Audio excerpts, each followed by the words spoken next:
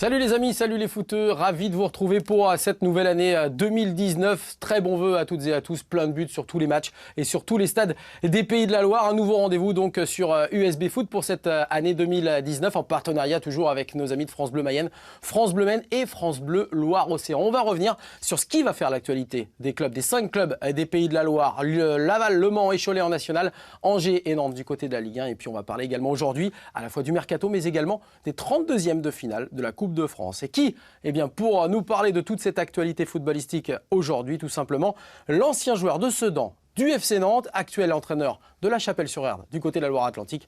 J'ai le plaisir d'avoir cet après-midi à mes côtés, monsieur Olivier Quin. Salut Olivier. Salut Anthony. Bon, ce qu'on disait, on a l'habitude de t'avoir derrière la petite lucarne, là, sur les chroniques.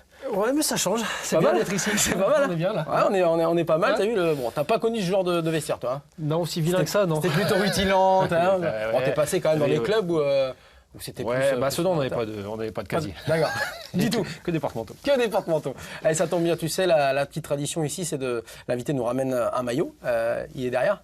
Bah, en plus, il y a ton nom, donc. Ouais, je pense que allez, tout le monde l'a vas-y. vu. Tout le monde l'a vu là. On l'a vu, effectivement, il est jaune et vert, donc Jaune c'est et quel vert, club? mais il est plus vert et jaune que jaune et vert. Ouais, c'est vrai, c'est vrai.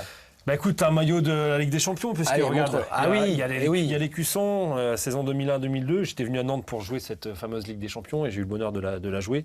À l'époque, il y avait une première phase de poule à passer, on l'avait fait avec brio, et puis on s'était cassé les dents sur la deuxième phase de poule, mais c'était une époque formidable, et puis bah, c'est une compétition vraiment à part pour un footballeur professionnel. Oui, surtout qu'il y avait des sacrés clubs.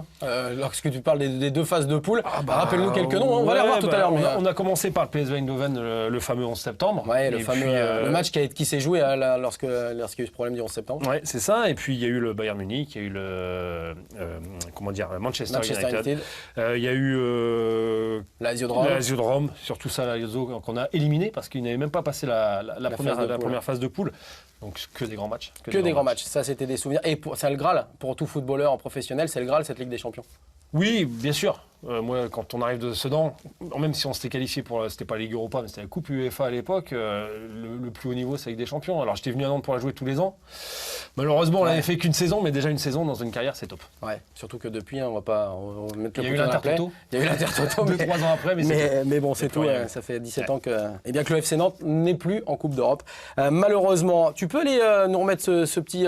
tu le reprends à la fin. Je vais essayer de bien le mettre. Oui, parce que autrement, Sinon, Guédon, il va je pas crois être que je vais me content. faire, Si on le voit pas bien, voilà. Je vais en profiter justement pour montrer un autre maillot. C'est celui-ci.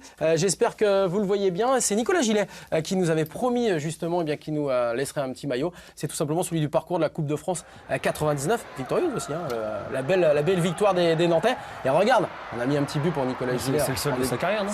Ça doit être un peu mal ça. Pas mal, honnêtement. Petit toucher de balle. Bon, on l'enflamme un peu. Je sais pas de quel côté j'étais, mais je crois que j'étais à Nantes déjà. Oui, 99. Ah non. Non, ça c'était pas en 99, ça. Si, 80. Ah non, pas le but. Non, pas le but. pas Non, mais si, t'étais déjà du côté du FC Nantes. Ouais, c'est effectivement, mais c'est pas toi qui fais la passe. Non. Pour une fois. Non. Donc, pour une fois, effectivement, on va regarder parce que des images, on va en avoir plein du FC Nantes, de toi également. On peut regarder une première parce qu'il y a énormément d'images vignettes. Regarde, les footballeurs, les vrais. Olivier Quin. Moi, je la trouve bien. Elle est belle, hein, par rapport à d'autres. Je pense que vous avez des dossiers, mais celle-ci, elle est pas mal. Celle-là, elle est pas mal. Et tiens, on en verra pas mal, évidemment, tout au long de cette émission. On va regarder ensemble, tout simplement, le sommaire de cette USB Foot pour la rentrée 2019. On l'a dit, la Coupe de France. Il reste 3 clubs des Pays de la Loire, Nantes et Angers, un club de Ligue 1 qui rentre en 32e de finale. Et puis les Herbiers, finalistes l'an passé, qui sont toujours au rendez-vous. Et ça, eh bien, on aura un spécialiste pour nous en parler. On va parler également du mercato. Ça s'active du côté des transferts puisque le marché est ouvert depuis le début janvier. Le feuilleton Salah, on en parle depuis déjà pas mal de semaines.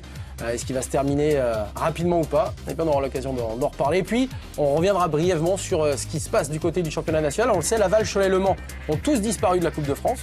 Donc, on joue des matchs amicaux en ce moment. Mais en tout cas, le championnat national revient aussi sur le devant de la scène. T'es prêt? Allez, on est parti. Bouge-toi les oreilles. Non, je ne vais pas le faire. Allez, c'est parti pour cette Coupe de France. On va commencer avec le programme qui va donc débuter par le FC Nantes qui va recevoir donc Châteauroux du côté du stade de la Beaujoire. Ce sera donc le vendredi 4 janvier à 20h55. Et puis le déplacement d'Angesco qui aura certainement le match le plus simple. Je ne crois pas que ce soit National 2 Viry-Châtillon. Ça doit être Régional 1 Viry-Châtillon. Et puis les Herbiers qui vont se déplacer du côté de Tours. On va faire un petit peu le tour justement de ces 3 matchs, hein, mauvais jeu de mots. Ouais. Et on va commencer tout simplement par le FC Nantes. Alors ils ont repris du côté du 31 décembre, les Nantais à la Jonelière, avec des rires, il y a eu le Noël. On va regarder ensemble, c'était assez drôle, chacun fait ses petites vidéos. Hein, c'est nouveau, ça tu connaissais pas à ton époque. Regarde, la France a un incroyable talent, version FC Nantes. On écoute ? Bate o sino pequenino, sino de Belém. Aïe, aïe, aïe, aïe, aïe. Ah, le Brésil, pas l'honneur. Non. Bate o sino pequenino. À l'Eurovision, c'est 0 point. On a retrouvé les autres Brésiliens. Já nasceu Deus menino para o nosso bem. Et ils reviennent en plus les derrière Diego Carlos et tout ça. Ouais, c'était pas plus mal. C'était pas plus mal. On va voir après ce que ça donne avec toi. Mais... Allez.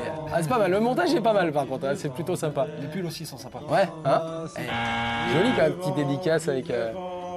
Et là, on a mis les jeunes devant, voilà. On s'en va, soufflons dans les grands sapins. Ouais, tout le monde chante faux. Ouais, en fait, tout le monde chante faux. Heureusement que sur le terrain, ça se passe un petit peu mieux. Mais c'est vrai que tout le monde chante faux. En tout cas, c'est vrai que c'est sympa. Les réseaux sociaux, c'est quelque chose qui... on en parle vraiment tout le temps. Il y a du bien, il y a du moins bien. Il y a du moins bien, mais là, comme ça, c'est vachement sympa. Et puis pour les supporters aussi, de voir les joueurs comme ça, différemment que sur un terrain aussi, c'est bien. Bon, on revient simplement de Nantes-Châteauroux. Nantes doit passer. Allez, on se le disait aussi entre nous. C'est l'occasion, un club de Ligue 2, de ne pas prendre ça à la légère. Non, ça va préparer Nantes pour les futures échéances. C'est hyper important. Bien sûr que Nantes doit passer en plus à domicile, mais il faut se méfier. Hein. Souvenez-vous, l'année dernière, Nantes avait perdu contre Auxerre. Exactement. Donc ce sera un match compliqué à prendre très au sérieux. Effectivement. Allez, on vous fait gagner 2 places, je les ai en main, ces places pour Nantes-Châteauroux demain soir, donc 20h55. Regardez, vous avez simplement à envoyer un mail à cette adresse qui clignote, communication.ftv.paysdelaloire@francetv.fr. Et il y a un tiret, effectivement, entre communication-ftv-paysdelaloire@francetv.fr. C'est à partir de... Maintenant, le premier qui envoie son mail, a gagné ces 2 places pour demain soir. Voilà, le Nantes-Châteauroux, 20h55, stade de la Beaujoire. On va passer du côté d'Angesco, qui donc se déplace à Viry-Châtillon. On disait certainement le match le plus... peut-être pas aisé, mais en tout cas où il y a le plus de différence. Oui, sur le papier, c'est totalement déséquilibré. Après, il y a une équipe qui, depuis le tirage, se prépare pour cet événement, c'est Viry-Châtillon. Et puis, recevoir une Ligue 1. Oui, c'était le but en début de saison. Quand vous avez le plus impossible, c'est pour jouer une Ligue 1. Alors, ça fait peut-être pas rêver Angers, mais ça reste une Ligue 1. Et puis pour Angers, c'est pas l'objectif. L'objectif, c'est le maintien. Mais pour accéder à ce maintien, il faut passer ces tours de coupe. C'est un match important pour les 2 équipes, plus pour Viry-Châtillon, mais je pense qu'Angers devrait faire le boulot. Alors, avec tous ces matchs en retard, que ce soit pour Nantes, pour Angers, c'est bien justement de repartir sur un tour de Coupe de France pour peut-être se mettre en jambes. Oui, c'est important, même si Châteauroux, ce sera un match de haut niveau, un match compliqué. Et un match pro. Pour Angers, ce sera un petit peu différent, mais oui, ça permet aussi de retrouver le rythme avant les futures échéances. Il y en a beaucoup en janvier. Hein. Oui, effectivement. Et du côté d'Angesco aussi, on a souhaité les vœux, bien évidemment, sur le site internet, sur les réseaux sociaux. Et puis, on a eu le droit à une belle petite photo de famille. On a surtout vu des footballeurs et des femmes de footballeurs. Voilà, la pause a été faite. Je préfère ça aux chansons de Noël. C'est pas mal. C'est quand même beaucoup plus sympa quand même. Ouais. Hein, regardez, donc c'est vrai que chacun est allé de son petit post sur les réseaux sociaux également. C'était le cas du côté des Vendéens, des Herbiers. On a fait plus sobre, tu vois. Voilà, bonne année 2019. Voilà, c'est bien aussi. Mais on aime bien la sobriété aussi, quoique la dernière était pas mal. Les Herbiers, donc, finalistes l'an passé, finalistes surprise bien évidemment. Ils ont eu un parcours, on l'a dit, un petit peu heureux, mais il fallait aller le chercher quand même. Et puis cette finale incroyable au Stade de France, défaite 2-0 contre le PSG. Et on les retrouve cette année, alors qu'ils sont descendus en N2. Ouais. C'est bizarre ou pas ? C'est une équipe de coupe. Ouais. Qui aime faire des coups. Alors effectivement, le tirage l'année dernière à chaque fois avait été plutôt favorable. Là, c'est un match compliqué, même si Tours est en grande difficulté en national. Mais c'est une équipe de coupe qui est capable de faire encore un coup ce tour-ci. Moi, je dis que les Herbiers peuvent se qualifier à Tours. Bon, ça tombe bien parce qu'on n'a pas demandé à Olivier Quin savoir si les Herbiers allaient se qualifier. On a demandé cette fois à tout simplement notre confrère de Ouest France, Raphaël Bonamy, qui est en Vendée et qui suit très largement cette équipe des Herbiers. Ce qu'il pensait de ce tour face à Tours, c'est comme réponse tout de suite. Salut Anthony, bonjour à tous et bienvenue aux Herbiers juste derrière moi. Justement, il y a l'équipe de Stéphane Mazala qui prépare son 32e de finale de Coupe de France. Un match, selon moi, dans lequel les Vendéens ont quand même une chance de se qualifier. Alors et certes, ils se rendent chez une équipe de nationale, mais qui est en grande difficulté, n'a plus gagné un match dans son championnat depuis la fin août et depuis 14 journées. Il n'y a que la Coupe de France qui lui permet un petit peu de sortir la tête de l'eau, et encore parce que c'est une équipe qui a passé 4 tours, et sur ces 4 tours, il y en a 2 qui ont été validés grâce au tir au but, notamment un en Vendée, c'était contre la Châtaigneraie au tir au but. Donc les Vendéens sont dans une dynamique qui est un peu plus favorable. C'est une équipe qui a un peu plus de stabilité, qui a un peu plus de résultats dans son groupe de National 2. Et puis la Coupe de France, ça transcende les Arbretais. Personne n'a oublié qu'il y a un an, ils disputaient leur 32e de finale, et puis ensuite leur 16e et leur 8e à l'extérieur. Donc c'est une équipe qui peut aller chercher un peu sa cohésion et son âme pour aller décrocher, pourquoi pas, une nouvelle aventure en 2019 que je vous souhaite d'ailleurs excellente. Bonne année à tous et à bientôt. Salut, ciao. Et une très bonne année à toi également, Raphaël. Bon ami donc de Ouest France, qui nous a fait le plaisir de découvrir derrière lui l'entraînement des Herbiers. Il est d'accord avec toi d'ailleurs. Tu as vu sur le fait que les Herbiers peuvent créer la surprise. Il y a 2 trajectoires totalement différentes. Tours qui est très mal, qui vient de se séparer de son entraîneur, il me semble. Ouais. Et puis les Herbiers qui est mis en championnat, qui est une équipe de coupe. Et moi, je répète, ils peuvent le faire. Bon, un petit mot. Tu es entraîneur de la Chapelle-sur-Erdre. Quand on est entraîneur d'un club, là c'est DSR, enfin c'est nouvellement, donc c'est R2. R2 maintenant. D2, R2, c'est ça. C'est ça. R2, D2. Et je voulais savoir, moi, la Coupe de France en début de saison, pour toi, c'est un objectif, c'est ce que tu dis à tes joueurs, ou c'est vraiment le championnat qui prédomine ? C'est la meilleure façon de vivre des moments uniques. On a eu la chance de faire un 7e tour l'année dernière en recevant Bergerac, avec un stade qui était archi comble, il y avait presque 1000 spectateurs. On fait ça quoi ? Enfin, ces joueurs-là, amateurs, font ça 1 fois, 2 fois, 3 fois grand maximum dans leur carrière. Alors, c'est pas un objectif, ça dépend toujours du tirage. Mais il faut se donner les moyens d'arriver jusque-là. On l'avait fait l'année dernière au détriment du championnat parce qu'on était très mal à ce moment-là. On avait bien remonté la pente derrière. Mais pour un joueur amateur, se confronter à des joueurs, même de N2, c'est un moment à part. Oui, et c'est hyper important. Donc, ce n'est pas un objectif en début de saison. Ça le devient ça le devient au fil des tours. Ça l'était devenu au fil des tours. Et puis, on avait vécu un moment formidable. C'était sympa, puis c'est vrai que ça soude aussi parfois aussi une équipe. Ça nous avait aidé pour le championnat par la suite, ça c'est clair. Bon, bah donc voilà, on voulait évidemment revenir avec toi, puisqu'on parle de la Coupe de France. Ça a été aussi un grand moment en tant que joueur, puisqu'on se rappelle de cet exploit d'abord en demi-finale. On va pouvoir les voir. C'était Sedan Le Mans, on regarde. Ouais. C'était à Louis de Goguez ? Non, Émile Albo. Émile Albo, pardon. Émile Albo, avant que ce soit construit. Ouais, c'est ça, ouais. Et là, on a vu le but d'Olivier Quint, et puis là, c'est la passe d'Est. Ah, t'as pas les cheveux longs encore ? Non, mi-long, j'avais du mal, là, il poussait, c'était compliqué. Non, mais c'était un moment. On était mené à 0 à la mi-temps, on avait égalisé à la 75e. Là, on se fait voler en finale sur ce pénalty inexistant. Ouais, c'est clair. Mais la demi-finale, c'est peut-être mon meilleur moment de footballeur. Parce que le stade est en fusion, c'est un scénario incroyable. Ils ont une balle de 4-4 à la toute dernière seconde. On a revisionné les images, c'est un truc de fou. C'est un truc de malade. Enfin, voilà, c'était fabuleux, vraiment fabuleux. C'est vrai que c'était un sacré bon moment. Là, on voit aussi, c'est le but contre son camp d'un ancien partenaire aussi. Voilà, exactement. Là, c'est la Ligue des Champions. Ligue des Champions, avec ce fameux maillot. Moi, je m'échauffais, j'étais remplaçant. Et super but de l'épaule de Pierre-Yves André. De Pierre-Yves André, effectivement. Et on va te voir avec... Si critiqué à l'époque, mais ce but-là nous avait qualifié pour la deuxième phase de poule. Voilà, et là c'était le penalty de Ruud van Nistelrooy avec 5 là-bas. Ouais, 5-1 alors que vous aviez fait un partout. C'était au match aller. Avec un Michael Andro exceptionnel dans les buts. Ouais. Et pourtant là à Manchester vous ouvrez la marque, mais voilà, malheureusement. Puis là on va retrouver en Coupe de la Ligue.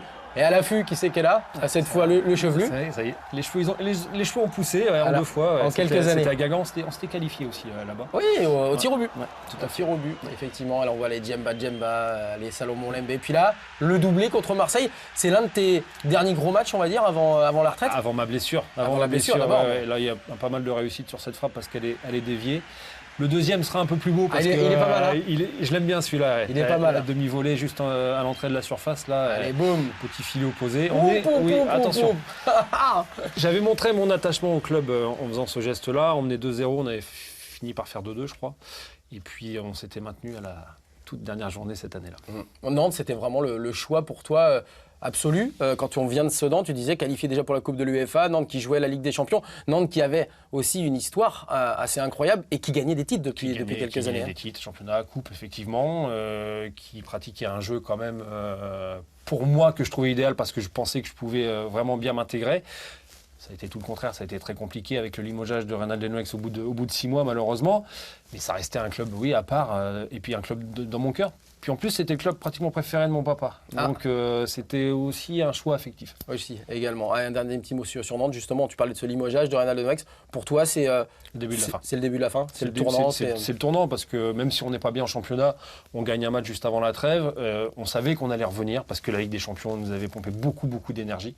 On savait qu'on allait revenir. La direction et M. Grippon ont décidé autrement en limogeant. D'ailleurs, on est allé chercher Angel Marcos et puis il y a eu Loïc Amis, Serge Le Disait, enfin beaucoup trop d'entraîneurs pour ce club qui avait connu toute la stabilité. Et c'est le début des ennuis, tout simplement. Le début des ennuis. Alors, je ne sais pas si du côté du FC Nantes, Alain Grippon, justement, t'a demandé de servir des bières. En tout cas, du côté de Sedan, c'était plutôt habituel, on va le voir. Hein. Ah oui, on servait les bières aux supporters au Club House du côté de Sedan, c'est vrai? Ouais, c'est vrai. Alors, on allait au Club House, il y avait un Club House qui était vachement sympa. Nous, on en buvait quand même aussi. Une petite bière quand même. Une petite bière parce que ça fait mieux récupérer. Ah, il paraît. Mais pas 12, une seule. Ouais. Et puis après, effectivement, on passait derrière le bar avec quelques joueurs. Et on servait, enfin, c'était moment à part. Et on servait les supporters. Ouais, ça, c'est vrai. Ça, c'est vrai, c'est quand même quasi amateur, ça se voit plus maintenant. Bah, oui, mais ce dans l'esprit est amateur. Oui. Vraiment, esprit amateur, ça se voit plus. Ça se voyait déjà pas beaucoup à l'époque et ça se voit plus, ça c'est clair. Pourquoi Nantes? Pourquoi le choix de rester sur Nantes maintenant? Enfin, depuis toutes ces années d'ailleurs, parce que tu aurais pu retourner dans d'autres régions. Parce que j'ai fini ma carrière là, et que derrière j'ai basculé sur ma reconversion. Je suis resté là, puis maintenant je suis avec une Nantaise. Alors pour partir, c'est compliqué. Surtout si tu as l'idée de retourner à Sedan. Elle ne connaît pas, elle ne veut pas y aller. C'est pas étonnant.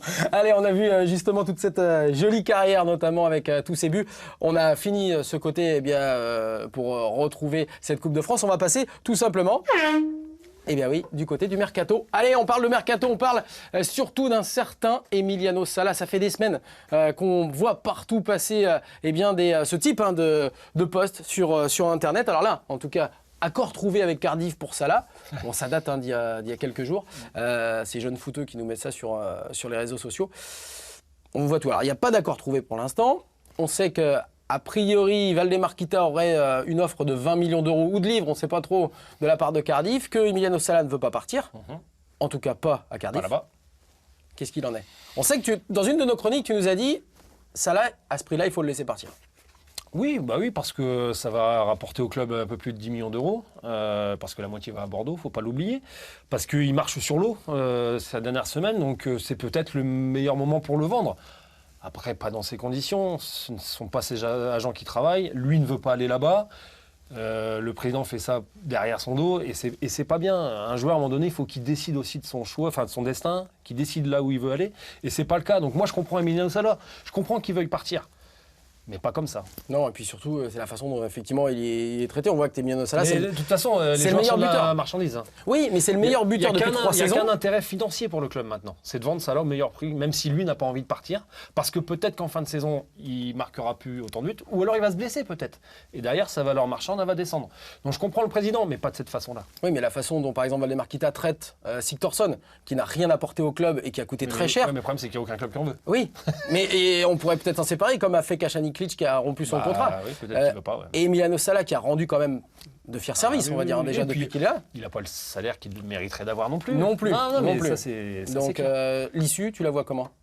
Est-ce qu'il va partir d'après toi ou pas? Ça peut aller au clash, moi je pense. Ouais. Moi je pense que ça peut aller au clash et ce sera ni bon pour le club, ni bon pour le joueur, ni bon pour l'entraîneur. Et ça peut poser problème pour la fin de saison. Oui, parce que le mois de janvier, on l'a dit, il est copieux. Hein. Ah bah, il est chargé. Ouais, c'est des clubs qui sont bien en plus. Hein. Oui, match hyper important et ça peut basculer dans le mauvais sens si ça se passe mal. Donc il faut être très vigilant. Il faut être effectivement très vigilant. Il y en a un autre qui pourrait peut-être quitter le nid des Canaries. On en parle également. On en a parlé à Monaco, on en parle à Marseille, c'est Diego Carlos. Voilà, là il était en famille visiblement avec un de sa famille qui aime bien le PSG. Okay, ouais, c'est ça, ouais. Il faisait beau là-bas apparemment. Ouais, je pense que c'était des retrouvailles en famille pour le défenseur central. Lui aussi, c'est une valeur marchande. Bien sûr, là il faut le vendre, mais pas au prix demandé par le président. Je crois qu'il faut qu'il remette un peu les pieds sur terre, le président, parce que 30 millions demandés apparemment, c'est beaucoup trop. Après, effectivement, il a une valeur qui ne sera pas loin de celle de Salah, mais c'est un défenseur, donc c'est un peu différent. C'est compliqué, on ne peut plus garder maintenant à Nantes les joueurs comme ça pour faire une grande équipe, on va dire, pour construire vraiment une grande équipe. On n'a pas l'impression que Nantes va construire. Mais c'est pas moi, j'ai pas l'impression que ce soit le souhait du club. Je crois que le président il est là pour faire du business, pour récupérer les sous qu'il a mis depuis le début. Il les a pas récupérés déjà ? Je sais pas, il en a récupéré, ça c'est sûr. Après combien, j'en sais rien, mais après, à partir du moment où un joueur a une valeur marchande, on le vend tout de suite. Donc jamais Nantes ne retrouvera même le top 5, le top 6, jamais Nantes n'ira en Ligue Europa. C'est terrible ce que tu dis. Ben, c'est affreux. C'est affreux, mais c'est un constat et c'est la réalité. Tant que Valdemar Kita sera avec cette politique-là, en tout cas, et cette philosophie-là de gestion du club. On va parler du côté d'Angesco, où c'est, on va dire, relativement calme. On a essayé de joindre justement les dirigeants en juin, mais il n'y a pas grand-chose qui se passe. Il y a simplement, on va voir la reprise de l'entraînement, puisqu'ils sont également repris du côté de la Mohamed. C'est incroyable, Angesco qui nous poste cette photo sympa là, de sortie des joueurs. Ça caille un petit peu quand même du côté d'Angers. Et le seul, a priori, Harrison Manzala, qui arrivait d'Amiens à l'intersaison, qui joue pas, qui pourrait pourquoi pas être tenté par un retour, alors pas au Bourget, parce que là la photo était prise là-bas, mais je pense que ça serait peut-être un retour du côté d'Amiens. Qui en aurait grandement besoin, parce qu'Amiens est en difficulté. Mais on va peut-être retrouver ce genre de joueur. Angers fonctionne différemment, mais fonctionne mieux. Toko Ekambi, à preuve vivante, c'est qu'ils l'ont vendu très cher après l'avoir acheté peu cher. Mais là, c'est dans un but financier, parce que Angers a besoin aussi de finances, et Angers n'a pas l'ambition d'aller jouer plus haut que le maintien, quoi. Même s'ils aimeraient bien finir dans le top 10, mais... en tout cas, ça construit. Ça construit petit à petit, effectivement, et puis à un moment donné, ils font un coup sur un joueur ou deux, comme ils l'ont fait, et c'est une bonne stratégie. Oui, alors c'est vrai qu'au Mercato, on parle aussi, non pas d'un joueur qui appartient à Angers, qui a appartenu à Angers, c'est Nicolas Pépé, qui pourrait aussi rapporter quelques millions d'euros à Angesco, puisqu'il y a dû avoir un pourcentage à la revente. Oui, certainement. 10, 15, 20%. Et là, ce ne sera pas 30 millions, ce sera a priori beaucoup plus. On est plus proche des 50, 60 millions d'euros, donc ça pourrait être intéressant à Angers, même si Nicolas Pépé a précisé qu'il ne partirait pas au mercato hivernal, plutôt en fin de saison, et ce qui est plutôt logique, bien évidemment. Allez, voilà, on a fait ce petit tour sur ce mercato hivernal qui a débuté il y a 2 jours et qui va s'achever à la fin du mois de janvier. On aura le temps encore d'en reparler d'ici là, de toutes ces péripéties du mercato, la Coupe de France et le mercato, c'est terminé. On passe à ce petit tour de national avec nos 3 clubs dont on a parlé, éliminés donc dans cette Coupe de France, qui ne seront pas des 32e. On va regarder le classement de ce championnat national, puisque nos 3 équipes sont plutôt bien vernies. On voit Le Mans qui est en tête avec 32 points, on voit Laval 3e avec 29, Cholet qui est pas mal non plus, 8e avec 24 points. Bon, il y a énormément, tu as vu Olivier, d'équipes qui ont des matchs en retard, comme en Ligue 1. Ça ne veut pas dire grand-chose du coup. Non, il faudra que tout le monde joue ces matchs en retard pour qu'on ait une idée plus précise du championnat. Mais en tout cas, les 3 équipes, elles ont les mêmes ambitions, même Cholet. C'est de retrouver la Ligue 2 au plus vite. Ouais, c'est vrai qu'elles veulent absolument, ces 3 formations, remonter au plus haut niveau, parce que le championnat national, on le sait, est très compliqué. C'est très dur de s'en sortir, et puis les droits TV sont quasi inexistants. Et puis Laval pourrait perdre son statut pro. Son statut effectivement professionnel, et c'est vrai que ça serait compliqué, c'est la dernière année pour eux, donc il y a une grosse pression. Ouais. On aura d'ailleurs Alexis Bossetti qui viendra ici même le 24 janvier prochain nous expliquer tout cela, l'attaquant du stade Lavallois. Ça tombe bien, on débute par Laval. Laval, Stade Lavallois, la remise en cause. Et oui, la remise en cause, parce que les Lavallois qui avaient fait un début de saison tonitruant avec 8 victoires en 11 matchs, les derniers, là, c'est compliqué. C'est une seule victoire sur les 5 dernières rencontres. Oui, il s'essouffle un petit peu, effectivement. Et ce championnat national, il est difficile. Il faut être constant sur toute une saison. C'est plus compliqué que le championnat de Ligue 2. Laval a bien démarré, s'essouffle un peu, mais va revenir. Ils sont pas décrochés non plus. Donc il n'y a pas d'inquiétude à avoir.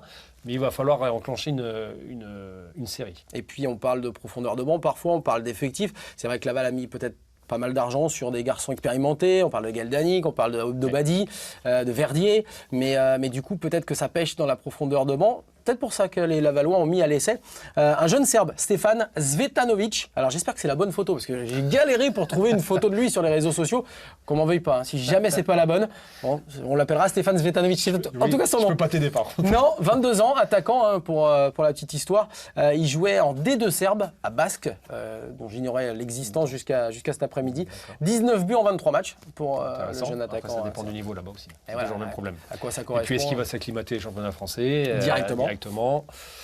C'est un pari. Il faut qu'il soit au niveau directement, rapidement. Ça peut être compliqué parfois. Ouais, il jouait en championnat universitaire américain depuis septembre, donc il voyage quand même à 22 ans. On espère que ce sera la bonne pioche du côté du stade Lavallois, dont on vous donnera bien évidemment le calendrier dans quelques minutes. Allez, on passe au Mans.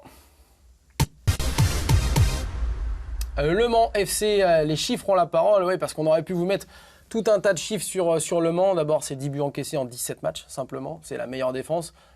Quand on est entraîneur, qu'est-ce qu'on dit souvent? Pour monter, il faut Il ne faut pas prendre de but, il faut être costaud défensivement, comme l'ont été les Français à la Coupe du Monde. Non, mais c'est clair. Après, ils ont des joueurs aussi sur le plan offensif capables de marquer à tout moment. Donc, c'est un entraîneur que je connais parce que j'y ai joué avec lui à Rouen, Richard Désiré. Et puis, eux, ils ont un vrai projet. Ils veulent absolument remonter. Ils ont des moyens. Ils ont rempli le stade contre Cholet, il me semble. Contre Laval. 19 000, contre Cholet, 11 000. Ouais. Et il y a un stade derrière. Ce club reprend des couleurs. Et je pense qu'il va aller au bout. Ouais, ils sont en stage à Cap-Breton en ce moment dans les Landes. Ils ont les moyens de recruter. Ils ont déjà recruté. Ils ont les moyens de recruter. Ils vont reprendre des joueurs parce que c'est Olivier Thomas qui s'occupe du recrutement là-bas. Ah, il est parti là-bas, Olivier Thomas. J'ai eu quelques infos il n'y a pas si longtemps que ça. Ils vont recruter encore 2 joueurs. Ouais. Je pense que c'est pour aller au bout. Et ils en ont déjà recruté 3. Un Aloïs Confet de 3 là, qui était vraiment un bon joueur de Ligue 1 déjà. Donc ils recrutent, c'est vrai, de manière assez sympa les Manceaux. On va regarder les vœux des joueurs du côté du Mans. On a fait un petit gif sympa, voilà, ça danse. C'était pour la nouvelle année. On se retrouve, il y a une très bonne ambiance aussi. On en parlait avec Rémi Boissier, l'un des joueurs qui est venu sur ce plateau. On sent que ça veut aller au bout. Ouais, c'est un groupe qui vit ça. Ouais, c'est un groupe qui vit bien. Ouais, et il n'y a pas de secret. Hein. Non, et puis au-delà des qualités des footballeurs, il faut que le groupe vive bien et ça se voit. Alors, on regardait aussi, si on peut revoir d'ailleurs le classement en régie, si on peut nous le remettre, parce que c'est vrai qu'il y a énormément, on l'a dit, de matchs à rejouer du côté de tous les clubs. Il y a 18 clubs dans ce championnat national. Et on va s'apercevoir, si on peut le avoir. Merci beaucoup à Bertrand, que Le Mans, Rodez, Laval, Chambly, Lyon-Duchère et Boulogne sont vraiment à la lutte.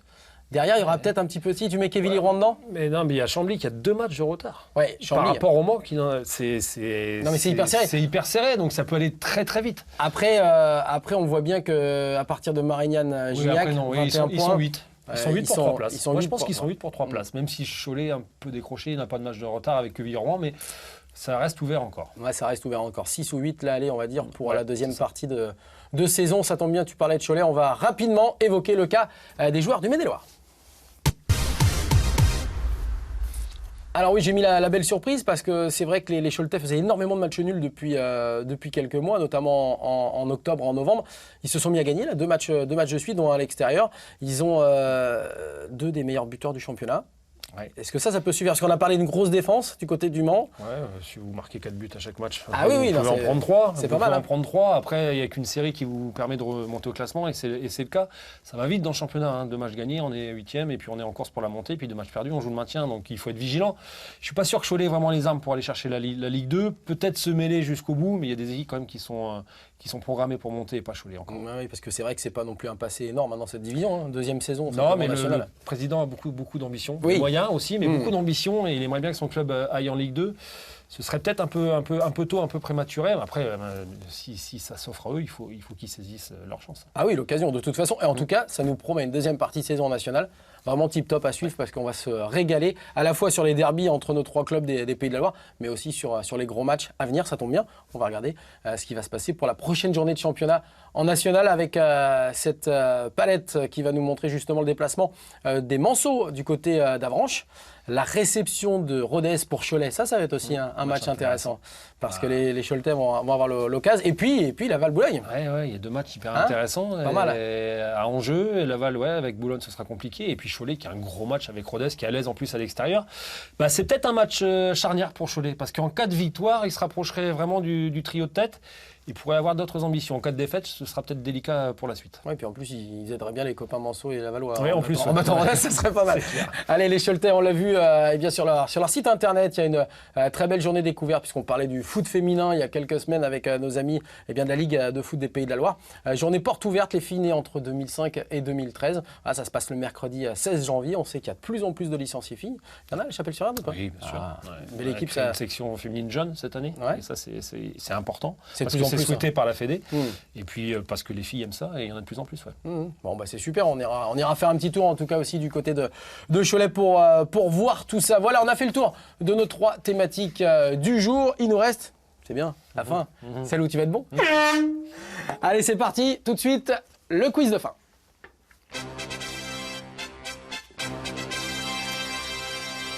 Bon, je te refais pas le règlement, Olivier. Tu connais un petit peu le principe. C'est une petite question culture G de foot. Tu vas nous choisir un placard derrière toi. Celui que tu veux. Je vais choisir celui-là le premier là. Voilà. Tu nous sors, il y a combien de maillots? Il y en a 2. Alors, sors-nous celui que tu veux. Allez, le premier. C'est parti. Alors, c'est le maillot de Challans. Chaland, le maillot rouge de Chaland des Vendéens qui sont leaders du championnat de National 3. Tout à fait. Voilà, et qui cartonne bien en ce début de saison. On avait reçu Guillaume Modu, l'entraîneur également, et on lui fait un petit coucou au passage. Question donc sur le football vendéen. Très cher Olivier Quin.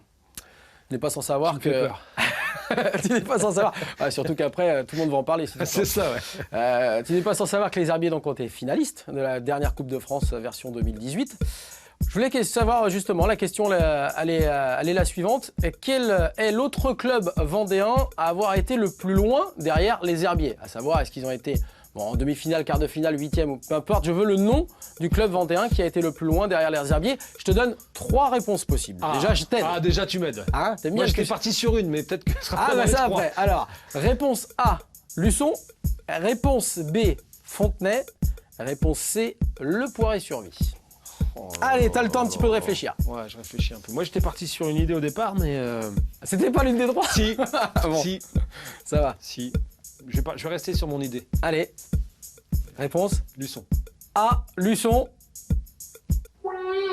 Non, pas bon, pas bon. Alors, non seulement t'es pas bon, mais en plus, les 2 autres ont été plus loin. À savoir Fontenay et Le Poiré. Tu pouvais choisir l'une des 2. C'est pas Le Poiré quand même. Eh ben les 2, Fontenay et Le Poiré, 8e de finale. Ah, les 2 Oui, les J'ai 2. choisi celui qui est allé Le seul qui n'a pas été aussi loin, c'est... Je m'excuse auprès de ces 2 équipes. Non, Fontenay donc en 2001 et Le Poiré-sur-Vie en 2015, tous les 2 éliminés au tir au but. Fontenay c'était face à Lyon et les Poiréens, les Genoux, eh bien c'était face à la JOCR. Allez, rejoins-moi Olivier, c'est pas grave, t'as quand même le droit de venir sur la petite estrade pour être plus haut que moi. Voilà, merci.